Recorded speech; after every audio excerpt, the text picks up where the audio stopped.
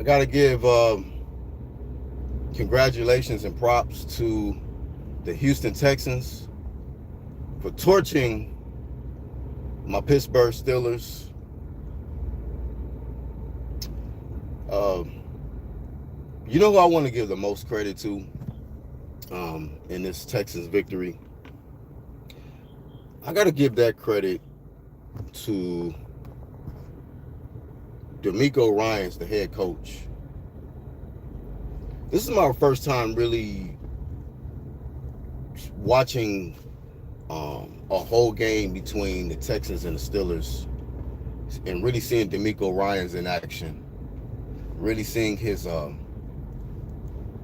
the effect and the influence he has on his team and how he rallied them to victory, especially being in it was a very, very tough first half.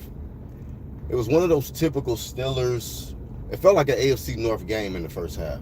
You know, defense is not giving up nothing on both sides.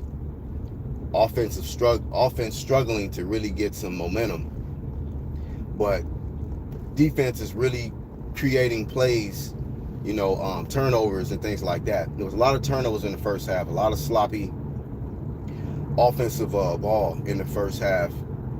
C.J. Stroud couldn't get it going. Pittsburgh's defense and pressure was really getting to him. He fumbled twice.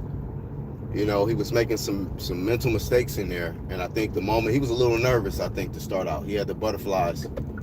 And I seen a little bit in D'Amico Ryans' face when the mistakes was being made by C.J. Stroud. He was just almost like, I think I read his lips at one point. He was like, what are you doing? But I noticed he kept his composure. He didn't really overreact. He allowed his quarterback to find his rhythm and get things going, and that's exactly what C.J. Stroud did in the second half.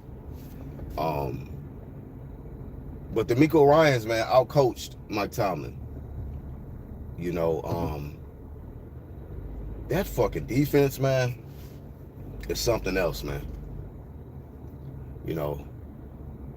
As a diehard Steelers fan, one of the main reasons why I became a Steelers fan was because of defenses, a defense like the Texans, like how the Texans brought it. Literally a shutdown type of a defense, man.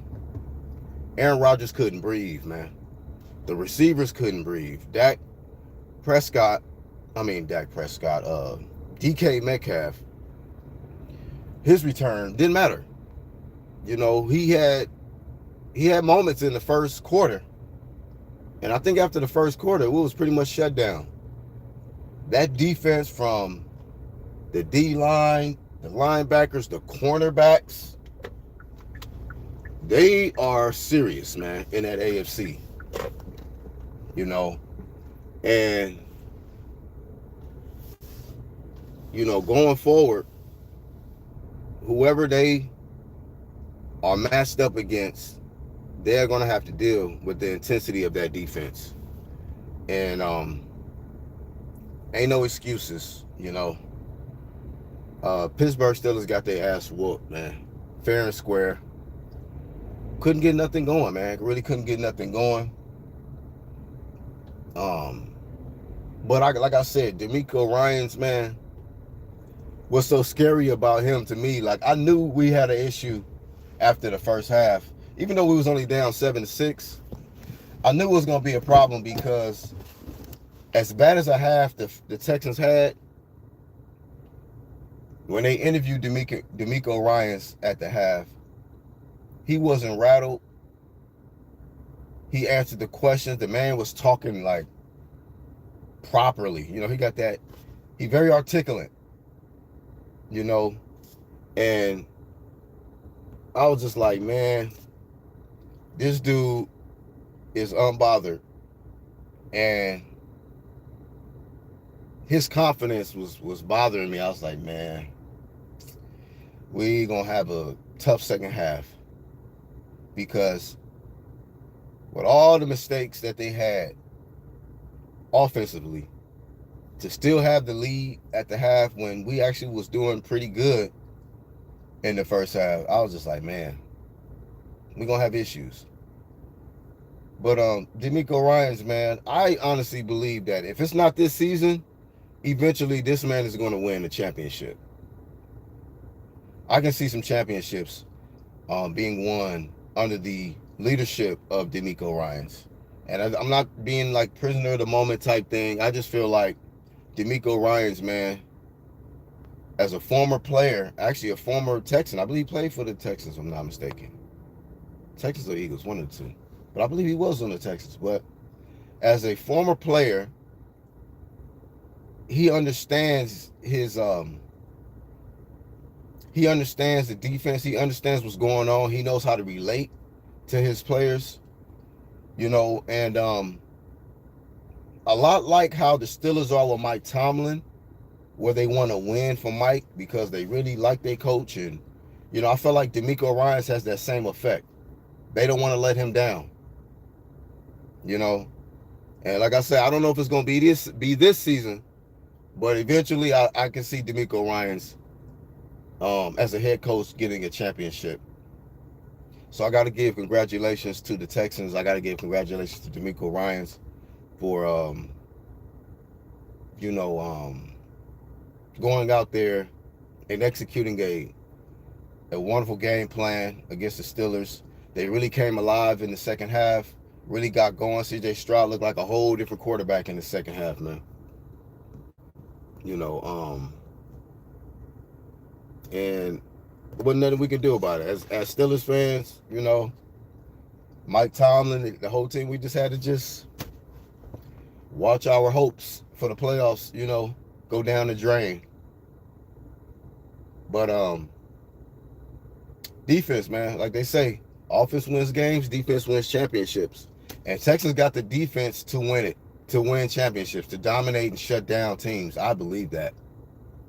I know Pittsburgh don't have the most, the hottest offense, and one thing about Aaron Rodgers, I'm not here to shit on him, but when you got a aggressive, physical defense like the Texans, you're going to need a mobile quarterback to deal with that. He had to throw a lot of, balls away, out of bounds, and I think we ended up getting maybe an intentional grounding call. It was just them defensive linemen, man, was getting to the backfield quick, and he was not able to react quick enough, man. He wasn't able to respond at the appropriate speed for Steelers to make plays, man. So I'm not saying it's 100% his fault. The O-line wasn't able to deal with that D-line. And those cornerbacks, bruh. I used to play cornerback too. So, man, them dudes are some shutdown corners. They physical, strong, confident group of defenders, man. So, yeah, man. Houston Texans, Flame of Fame, man. Y'all get credit for getting a win, fair and square. I knew that once we, got past the Ravens, barely squeaking by the Ravens, I knew we was going to have a tough outing with the Texans. I feel we had a really good chance, but,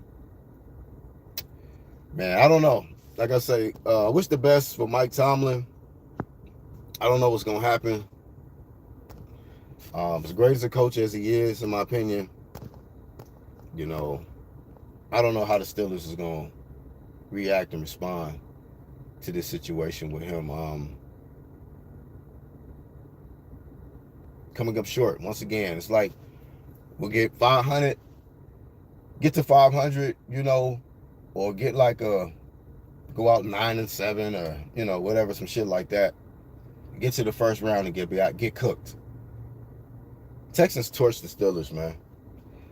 It was like 6 minutes left. I started watching it, man. I went to sleep. I said, you know what, man? I ain't got time for this, man.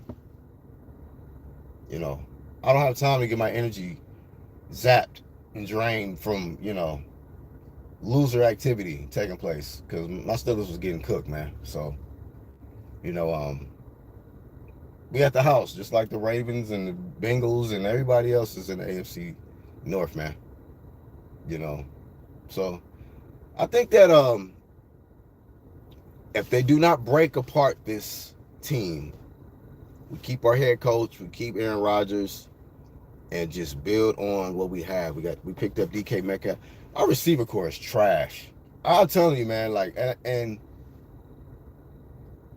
we got to definitely make some changes, man. Hopefully, we can get another receiver or two, maybe out of the draft, or get somebody out of free agency or something. But just having DK, man, they can game plan and shut him down. And if everybody else ain't doing nothing, if we ain't got no other star receiver, then we're gonna get cooked. We're gonna get shut down. We're gonna become one dimensional. You know, I like our running game. You know, the running attack is still good, but man, we got to get some better protection.